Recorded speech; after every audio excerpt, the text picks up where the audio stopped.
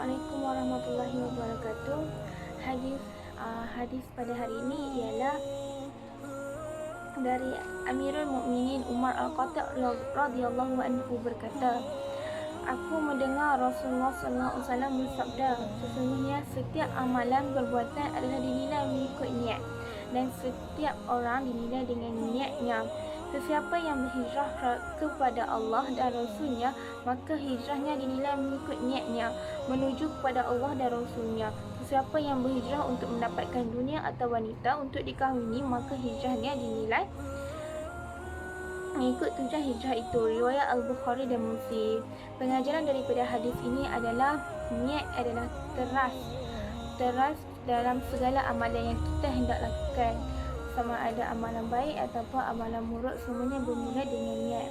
Sesuatu amalan atau tujuan yang kita lakukan mesti diniatkan kerana Allah Subhanahu Wa Taala untuk mendapatkan kebaikan di dunia dan di akhirat. Jika kita niat dengan tujuan dunia sahaja, maka kita hanya akan mendapat kebaikan di dunia saja dan tidak mendapat kebaikan di akhirat. Kaitan hadis dengan pengurusan Islam adalah apa sahaja yang kita ingin lakukan, kita mestilah mulakan dengan niat, iaitu contohnya kita nak belajar.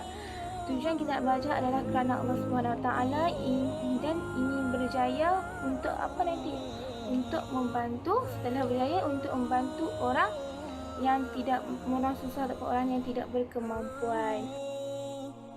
Assalamualaikum warahmatullahi wabarakatuh. Hadis pada hari ini adalah daripada Abu Abdurrahman Abdullah ibni Umar ibni Al-Khattab radhiyallahu anhu. Beliau berkata, aku telah mendengar Rasulullah sallallahu alaihi wasallam bersabda, Islam itu terbina atas 5 perkara. Naik saksi mengaku bahawa sesungguhnya tiada Tuhan melainkan Allah dan bahawa sesungguhnya Muhammad itu adalah utusan Allah. Mendirikan sembahyang, mengeluarkan zakat, mengerjakan haji kepada Allah dan menunaikan puasa pada bulan Ramadan.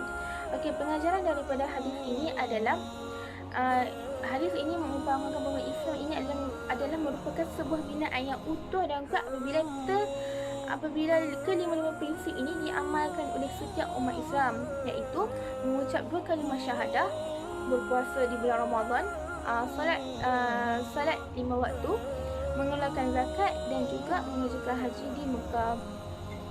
Okey, apabila tercapainya 5 perkara ini dalam diri setiap umat Islam, maka pendirian mereka tentang Islam semakin utuh dan gagah dan semakin susah untuk digoyahkan. Assalamualaikum warahmatullahi wabarakatuh.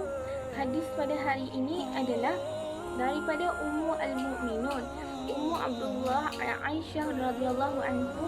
Beliau berkata, Rasulullah sallallahu alaihi wasallam telah bersabda, barang sesiapa yang mengada-ngadakan sesuatu perkara dalam urusan kita yang bukan daripadanya, maka ia ditolak. Hadis riwayat Imam Al-Bukhari dan Al-Imam Muslim. Okey, pengajaran daripada hadis ini adalah Islam ini merupakan agama yang sempurna. Jadi kita tidak perlulah untuk menambah dengan perkara-perkara yang bid'ah, kerana perkara-perkara bid'ah boleh buat kita kepada kekufuran dan kesesatan. Jadi kaitan hadis ini dengan pengurusan Islam adalah contohnya seperti kita yang ingin melakukan sebuah perniagaan. Kita ingin melakukan sebuah perniagaan, kita ingin berjaya, kita kena berjaya dengan usaha kita sendiri. Kita tidak perlu mempercayai dan masuki perkara-perkara bid'ah, iaitu seperti dengan perkara-perkara bid'ah yang bawa kepada kekufuran ini, seperti menggunakan bomoh ataupun menggunakan pelaris untuk memajukan perniagaan kita, kerana ini adalah merupakan salah satu kesesatan ataupun perkara-perkara bid'ah yang membawa kepada kekufuran. Assalamualaikum warahmatullahi wabarakatuh. Hadis saya pada hari ini adalah daripada Abu Abdullah Al-Nu'man ibnu Bashir radhiyallahu anhu. Beliau berkata, aku telah mendengar Rasulullah sallallahu alaihi wasallam bersabda, sesungguhnya perkara yang halal itu terang dan jelas, dan sesungguhnya perkara yang haram itu terang dan jelas. Dan di antara kedua-dua perkara tersebut ada perkara syubhah dan kesamaran yang kebanyakan orang tidak mengetahuinya. Barang siapa yang menjaga perkara syubhah, mereka sungguhnya dia telah membersihkan agamanya dan maruah dirinya, dan barang siapa yang telah terjatuh dalam perkara syubhah, maka dia telah jatuh ke dalam haram. Umpama seorang pengembala yang mengembala di sekeliling kawasan larangan, dibimbangi akan menceroboh masuk ke dalamnya. Ketahuilah bahawa setiap raja ada sempadan, dan sesungguhnya sempadan Allah itu ialah perkara yang diharamkannya. Ketahuilah bahawa dalam setiap jasad itu ada seketul daging, yang apabila ia baik maka baiklah seluruh jasad, dan apabila ia rosak maka rosak seluruh jasad. Ketahuilah ia adalah hati. Okey, pengajaran daripada hadis ini adalah mengajar kita adalah untuk setiap mukmin, iaitu muslim, untuk mengambil berat tentang halal, tentang mengambil berat dan mempelajari tentang perkara halal dan haram. Sebab untuk menjaga apa? Untuk menjaga kemuliaan agama, supaya kita dapat meninggalkan perkara yang haram dan juga mengambil makanan ataupun perkara yang halal. Lepas tu dalam hadis ini juga Nabi Muhammad SAW kata kita kena perkara yang belum jelas tentang halal, iaitu perkara halal atau haram, iaitu perkara-perkara syubhat, kita masih menjauhi dan meninggalkannya. Kerana bila kita terjumus dalam perkara syubhat, ia adalah sama seperti kita masuk ke dalam kita mendekati perkara-perkara haram, sebab dia belum diketahui tentang status makanan tersebut. Oleh itu halal dan haram ni amatlah penting, kerana bila kita makan makanan yang haram, kita akan dimurkai oleh Allah Subhanahu Wa Taala, dan juga makanan tersebut akan menjadi darah daging yang akan mengalir di dalam badan kita. Assalamualaikum warahmatullahi wabarakatuh. Hadis saya pada hari ini adalah daripada Abu Hurairah radhiyallahu anhu, bahawa Rasulullah sallallahu alaihi wasallam telah bersabda, barang sesiapa yang beriman dengan Allah dan hari akhirat, maka hendaklah dia berbuat baik atau dia diam. Barang siapa yang beriman dengan Allah dan hari akhirat, maka hendaklah dia memuliakan jiran. Dan barang siapa yang beriman dengan Allah dan hari akhirat, maka hendaklah dia memuliakan tetamu. Hadis riwayat Al-Imam Al-Bukhari dan Muslim. Okey, pengajaran daripada hadis ini adalah kita mestilah ada 4 perkara yang di-highlightkan, iaitu yang pertama, kita mestilah menjaga pergaulan. Yang kedua, kena jaga lidah. Yang ketiga, kena muliakan jiran. Dan yang keempat, kita kena memuliakan tetamu. Okey, hadis ini dia menyuruh kita agar kita melakukan perkara-perkara yang dapat memberi faedah kepada orang lain, iaitu apabila kita benar-benar beriman, kita kena jagalah lidah kita daripada bertutur perkara-perkara yang tidak memberi manfaat dan faedah. Lepas tu, seperti mengumpat, mengkeji, mencaci, kita mestilah mengelak daripada bercakap perkara tersebut. Seterusnya, kita mestilah menghormati jiran tetangga, kita tidak menyakiti perasaan dan hati jiran, dan kita mestilah berbaik-baik sesama jiran. Dan yang terakhir, kita mestilah memuliakan tetamu, iaitu kita kenalah melayani tetamu dengan baik, dan juga tidak memasang muka bila menyambut kedatangan tetamu. Kaitan hadis ini dengan pengurusan Islam adalah kita ni mestilah menjaga adab terutamanya dalam bertutur dan bercakap, iaitu kita kenalah bertutur dan bercakap perkara-perkara yang berfaedah dan memberi manfaat kepada semua orang.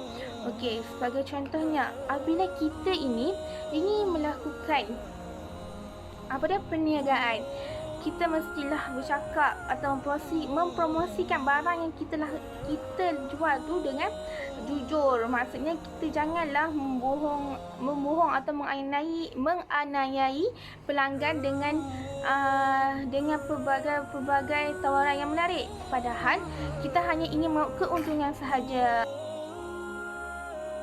Assalamualaikum warahmatullahi wabarakatuh. Hadis saya pada hari ini adalah daripada Abu Hurairah radhiyallahu anhu, bahawa seseorang lelaki pernah berkata kepada Nabi Muhammad SAW, berikanlah kuasa. Baginda bersabda, janganlah engkau marah. Lelaki itu mengulangi soalan itu beberapa kali. Baginda tetap bersabda, janganlah engkau marah. Hadis riwayat Al-Imam Al-Bukhari. Pengajaran daripada hadis ini menerangkan betapa sifat marah itu perlu dihindari oleh setiap mukmin, kerana marah ini membawa banyak keburukan kepada diri sendiri dan juga orang lain. Jadi kita perlulah belajar untuk menahan kemarahan, kerana menahan kemarahan dapat mengelak daripada berlakunya ledakan kemarahan tu, ledakan emosi menyebabkan marah kita dan menyebabkan kita bertindak di luar kawalan sehingga memukul dan menggunakan kekerasan. Oleh itu, kita mestilah menghindari perasaan marah. Assalamualaikum warahmatullahi wabarakatuh. Hadis saya pada hari ini adalah daripada Abu Hurairah radhiyallahu anhu. Beliau berkata, Rasulullah SAW telah bersabda, janganlah kamu saling dengki-mendengki, tipu-menipu, benci-membenci, belakang membelanggangi antara satu sama lain. Dan janganlah sebahagian daripada kamu menjual barangan atau jualan orang lain. Hendaklah kamu menjadi hamba-hamba Allah yang bersaudara. Seseorang Muslim adalah saudara bagi seseorang Muslim dan dia tidak boleh menzalimi dan membiarkannya dalam kehinaan, membohongi dan menghinanya. Ketakwaan itu di sini sang baginda menunjuk ke dalamnya sebanyak 3 kali. Cukuplah seseorang itu mendapat keburukan apabila dia menghina saudaranya yang Muslim. Setiap orang yang Muslim ke atas Muslim itu adalah haram darahnya, hartanya dan maruah dirinya. Okey, pengajaran daripada hadis ini adalah hadis ini menganjurkan kita supaya hidup dalam hidup secara bermasyarakat, kerana hidup dalam masyarakat ini membawa kepada satu keharmonian dan juga satu kemuliaan dan semangat bersatu padu antara satu sama lain. Okey, Islam juga dia melarang kita untuk mempunyai perasaan ataupun sifat hasad dengki, kerana ini dapat membuatkan kita melakukan perkara-perkara yang tidak elok kepada orang lain. Dan juga boleh bawa kepada putusnya silaturahim apabila kita mempunyai sifat hasad dengki ini. Assalamualaikum warahmatullahi wabarakatuh. Hadis saya pada hari ini adalah daripada Ibnu Umar radhiyallahu anha. Beliau berkata, Rasulullah SAW telah memegang bahuku seraya bersabda, hiduplah engkau di dunia ini seolah-olah engkau seorang perantau atau musafir. Lalu Ibnu Umar radhiyallahu anha pernah berkata, apabila engkau berada di waktu petang, maka janganlah engkau menunggu ketibaan waktu pagi, dan bila engkau berada di waktu pagi, maka janganlah engkau menunggu ketibaan pada waktu petang. Ambillah peluang daripada kesihatanmu untuk masa sakitmu, dan ambillah dan masa hidupmu untuk matimu. Pengajaran daripada hadis ini adalah kehidupan di dunia ini adalah kehidupan yang sementara. Jadi kita perlulah mengambil berat tentang melakukan kebaikan di dunia dan juga di akhirat, mengambil setiap peluang dan kesempatan yang terdapat di dunia untuk kebaikan kita di akhirat. Maksudnya kita kena perbanyakkan melakukan amal ibadah, perkara-perkara yang dapat datangkan manfaat pada kita di dunia dan di akhirat, melakukan ibadah, berpuasa dan juga bersedekah supaya kita dapat membawa bekalan di akhirat kelak. Dan apabila kita berhajat untuk melakukan sesuatu, kita jangan bertangguh. Apabila kita ingin melakukan satu perkara, maksud bersedekah, kita mesti melakukan dengan keadaan segera dan tidak bertangguh untuk melakukannya. Contohnya pada waktu pagi, kita bertangguh untuk melakukan pada waktu petang, kerana ini adalah amalan yang tidak disukai oleh Allah Subhanahu Wa Taala.